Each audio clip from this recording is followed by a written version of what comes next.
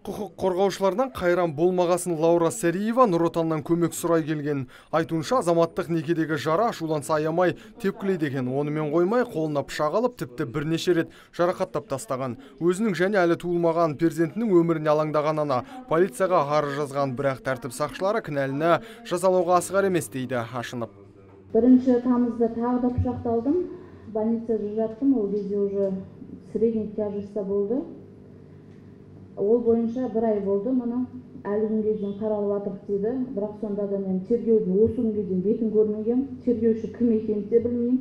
Больницада 1-ақ рет менен заявление алған, бұл даже куәгерлерден де сұрамаған, Қаратауский ровд да қарап жатыр. Бұл жағдайды облыстық ішкі істер департаментінің басшылығы да растап отыр. Бірақ істің тұралап қалуына жәбірленушінің сенімсіздігі себеп. Өйткені ол пышақ сұққан адамды бірде танимын, бірде танымаймын деп тергеушілерді шатастырып отыр дейді. Сіз нақты пышақ ұрған адамды көрдіңіз бе? Көрдім.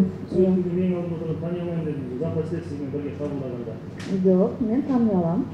Мен таныдым, мен оны білем, жақсы білем. Қос тараптың тартысын мұқият тыңдаған төраға отбасылық зорлық-зомбылыққа бейжай қарамауға шақырды. Сондықтан бұл істі өз бақылауына алып, ішкі істер қызметкерлеріне шұғыл оқиғаның ақ-қарасын айыруды тапсырды. Енді ол баланың денсаулығын ойлауың керек қой, сен ол үшін жауапты адамсың. Ал ішкі істер басқармасы тарапынан мына Нұреке өзің жақсылап қарау керек, Тоғайбай Нұрмахан.